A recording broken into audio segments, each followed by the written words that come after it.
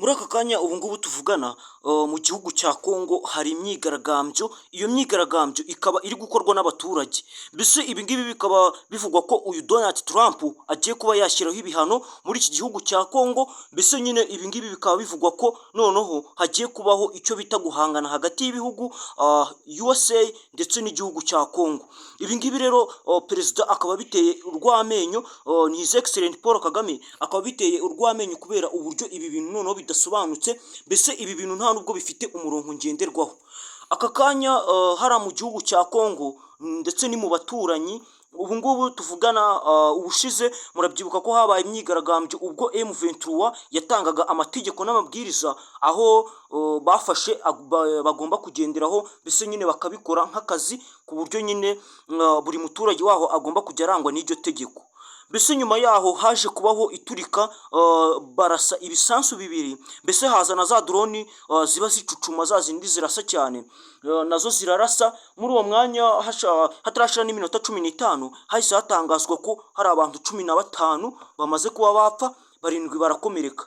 Mbese ibyo ni ibintu byabayeho ejo bundi. Ubu ngubu rero ikiri gukorwa ni kimwe, ni uko perezida Paul Kagame we akomeza kugenda atangariza amahanga yose ndetse na Afurika ko uyu Felix Tshisekedi ibintu akora atakagombye kuba bikora, kubera ko n'uburyo we yatowemo ibi bintu bitamwemerera gukora amarorerwa nk'aya, mbese nyine bitamwemerera gukora ibibi nk'ibi. Uyu Felix Tshisekedi we akaba avuga ko ibi bintu abikora kubwihangana, mbese no kwishyiramo ko His Excellent Paul Kagame ashobora kuba afasha M23, mbese nyine ngo igihugu cy'u Rwanda ngo gishobora kuba gifasha M23 mu kurwanya Congo, mbese nyine no mu gushyira hamwe k'u Rwanda ndetse n'igihugu cya Congo. Kandi umutekano ukaba ugenda ushakwa hirya no hino kugira ngo barebe nimba igihugu cyasubira uko cyari kimeze, mbese nyine kugira ngo barebe ko basubiza igihugu ku murongo, dore ko hari igihe kigera igihugu nacyo ubwacyo kigatana kikava mu murongo, mbese nyine kikabasha guta umurongo cyagenderagaho. Ibi ngibi rero bikaba bijya bituma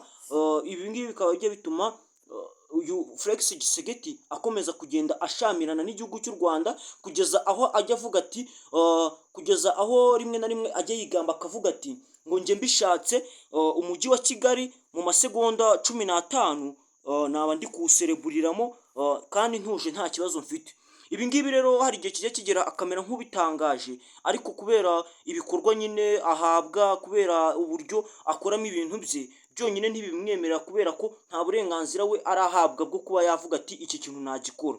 Ibi ngibi rero bikaba byarakaje Donald Trump.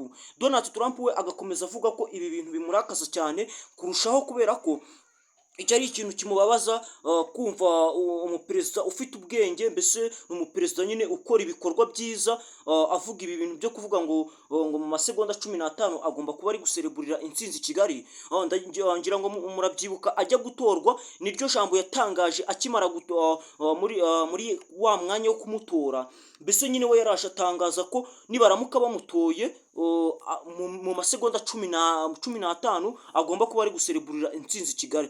Ibyo bintu byaravuzwe birya abaperezida benshi cyane mu mutwe, kubera uburyo yari abivuzemo, mbese n'uburyo yari abikoze, bigeraho n'abaturage banga kumutora, we wenyine aritora. Mbese we akaba ari ibintu bivugwa ko noneho nta burenganzira bwinshi afite bwo kuba yateza intambara, mbese agomba no kureka M23 ntareke kugenda yishyiramo avuga ngo yishyize mu Rwanda, ngo u Rwanda ruratera M23 inkunga. Reka ibyo bintu bikaba bikomeza kugenda bikorwa kugira ngo abyikuremo, mbese kugira ngo nyine bimuvemo ntiyongere no kubitekereza, kugira ngo we ubwiwe ajya akora ibikorwa byiwe nta kibazo afite, mbese nta n'ikibimutera.